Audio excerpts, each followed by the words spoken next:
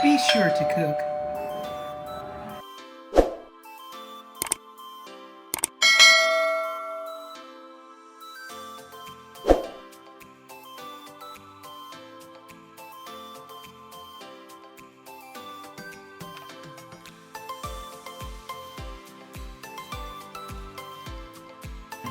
Hello guys, and welcome back to another episode of Be Sure to Cook.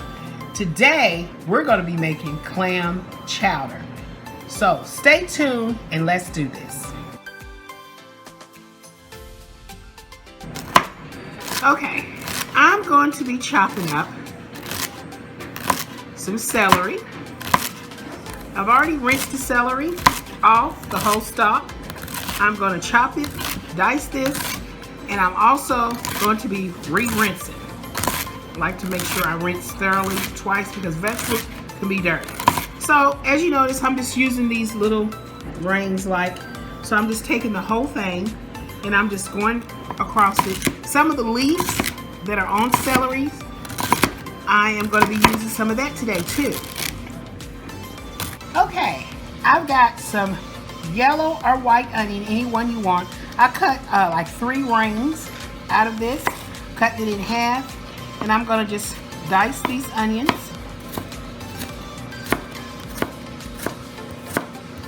I'm making a small pot. I'm not gonna make a very large pot today. I'm just gonna make a small pot.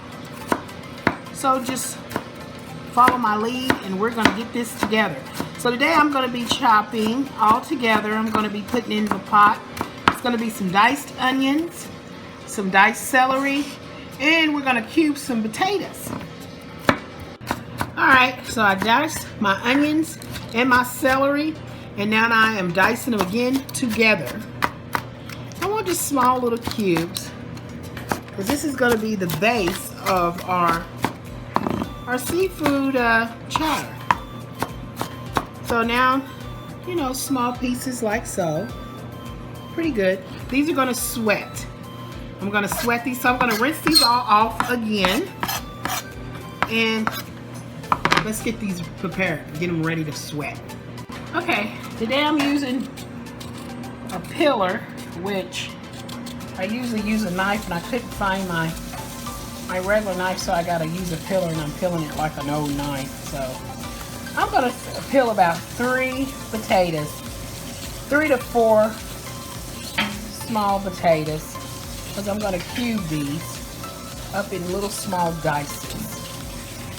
And what I mean by that is it needs potatoes inside of this chowder that I'm making.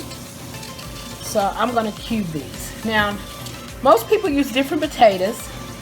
I am using just a regular Idaho potato. That's what I'm going to use. Now I know Idaho potatoes tend to, if you overcook them, then they'll turn like mushy on you. But I'm not going to overcook these. I'm going to cook these right when I warm them up. I'm just warming up the soup. I'm not actually cooking it.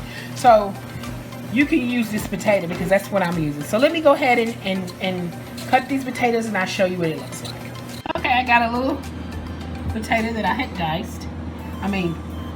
Cut off the skins. I'm cutting in half.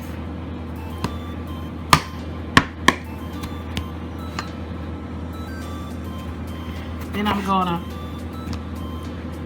take these and cut them in half to cube these. Then I'm gonna cube these because I want them like cube.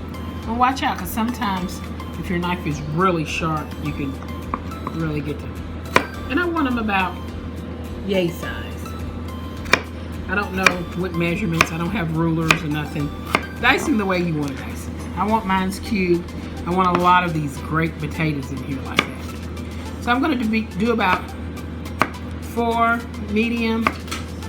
If you're doing a large, do about 2 or 3 of those.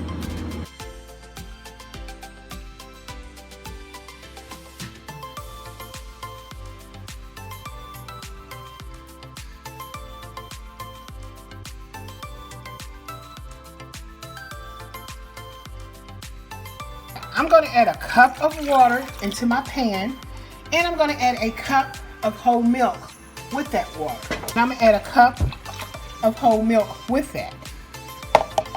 I'm going to add a pinch of salt to that, which I got some salt here. Going to add some salt to that. And I'm going to bring this up to a little boil. Before I do that, I'm going to add these potatoes that I had cooked inside here. But I'm going to add some other stuff in here too. So I want to boil these potatoes just a little bit. But I want flavor, and the only way I can get the flavor is to add the milk and all that. So I'm going to add a little of garlic powder, a little Mrs. Dash, black pepper,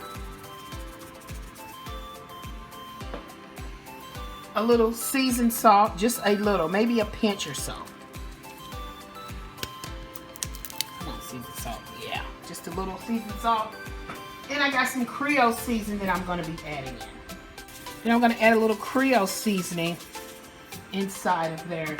Going to give this a great stir. And I'm going to bring this up to a full boil.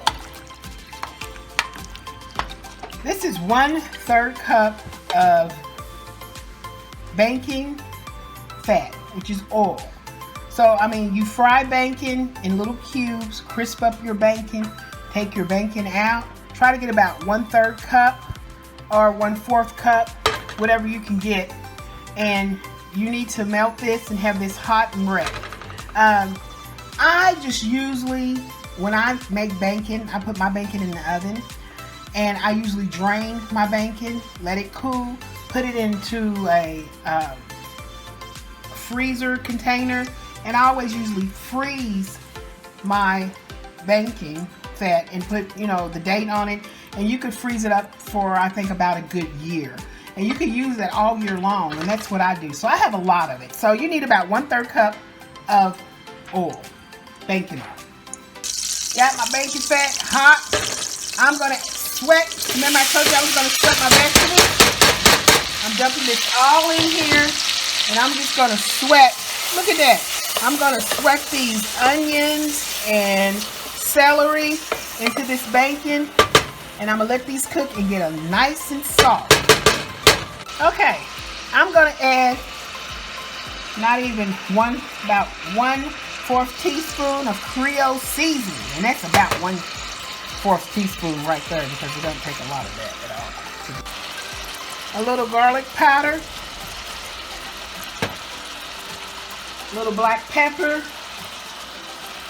I love black pepper, and this time I'm using ground black pepper. And then, of course, not but some Mrs. Dash blend. Just putting a little bit in there, and I'm gonna just stir this all up with my delicious onions and celery that I'm sweating in this wonderful bacon fat, and we're gonna get those just a little soft. All right, and while they're sweating, I tend to forget I need 1 teaspoon of garlic, whole garlic, chopped garlic. Okay, there we go. Now continue to sweat. Okay, these are kind of tender. I'm going to add in 1/2 cup. I've got a cup of flour. I'm going to add 1/2 of that in, and I'm going to make a roux. That's what I'm looking for.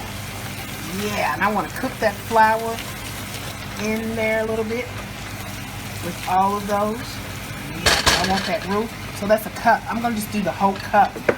I'm doing 1/2 and 1/2. 1/2 of it and get it mixed up in there good. And then I'm going to do the rest of it. Yeah, so I want to get it all up in there.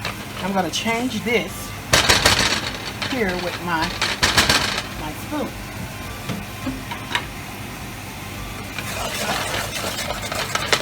I want to cook that flour, and I'm turning that down because that was on a medium. And I want to make sure I cook that flour out of there. Okay, as I'm cooking my flour out, because I don't want that flour taste, I'm just scraping the bottom. And I don't want that flour taste. I'm going to be adding in, it's an 1/8 ounce of Clam Juice. I'm going to add that in first. After I think I cooked the flour mixture out of here.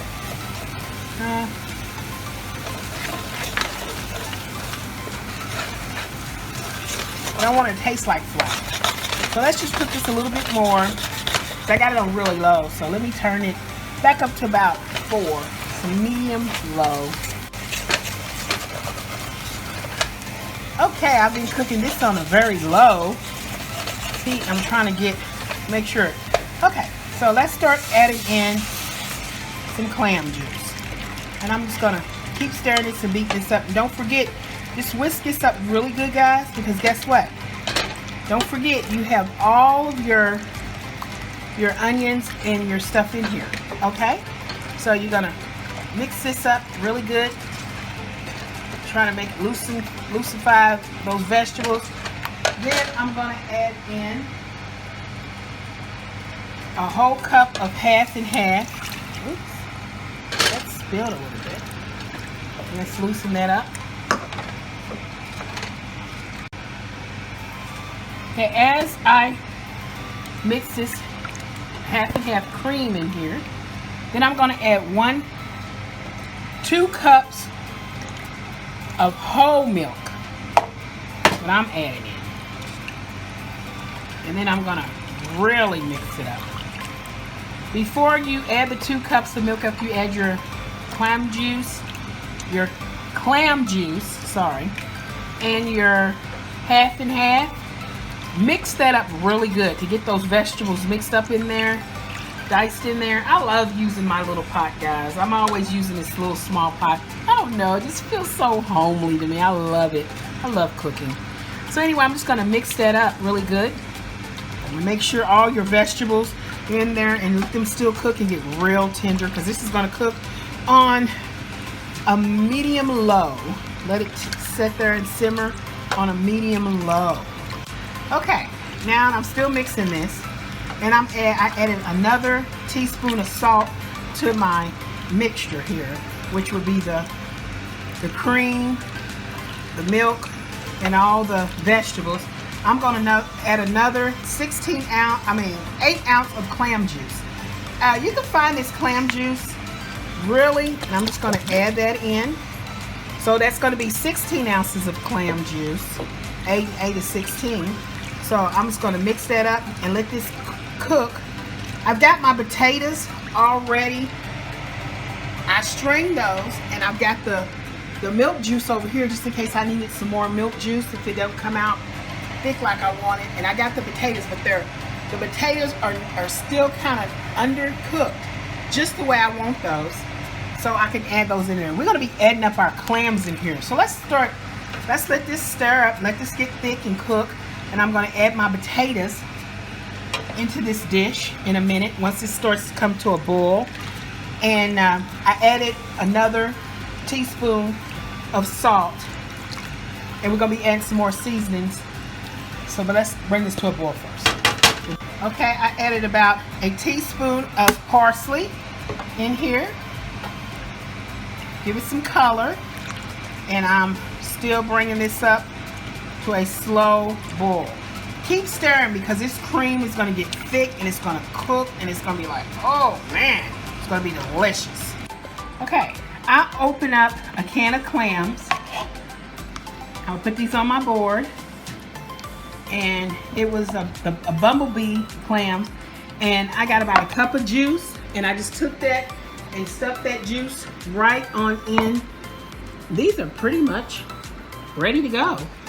And these are the clams that I'm going to be putting in. I thought these were whole, but these are already been chopped and they're ready to go. So I don't need to chop these up. They're good to go.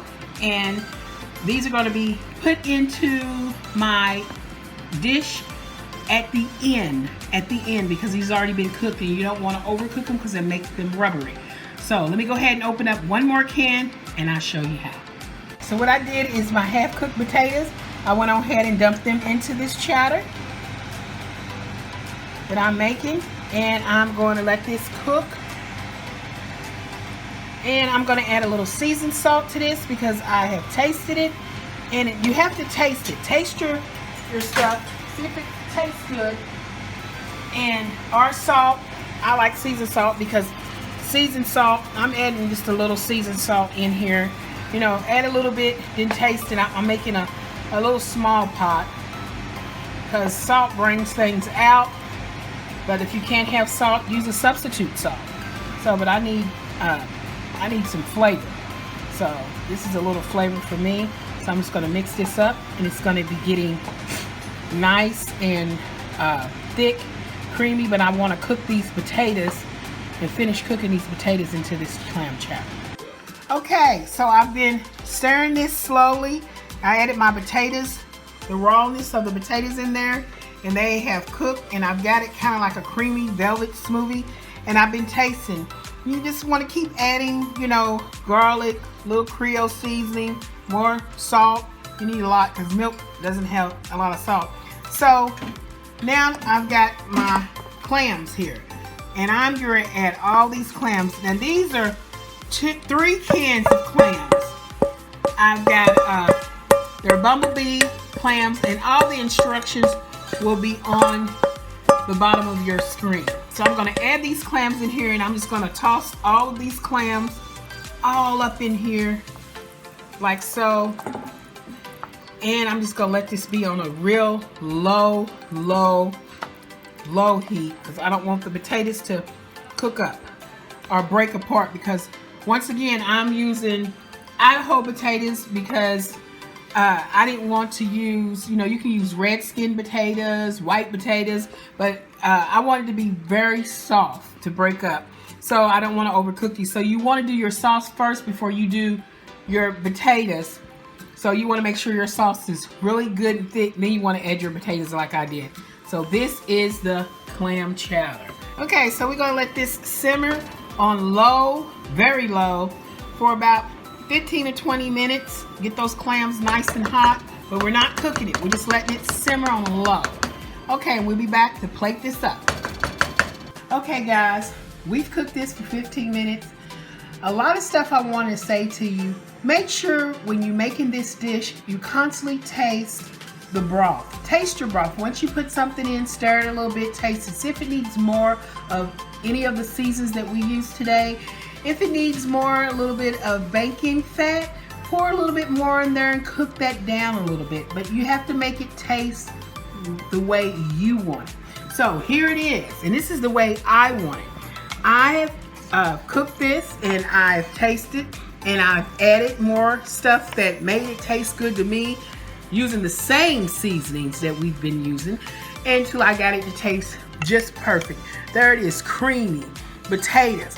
I cooked my potatoes. I thought, after I cooked my potatoes, you know, I want a little extra more potatoes. So I bought a little more extra potatoes using the same juice.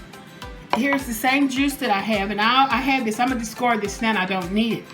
But how I made the water and the milk, and I put the seasonings in them, I cooked the potatoes. When I took those potatoes out, all I did was strain that, save this, just in case I needed more.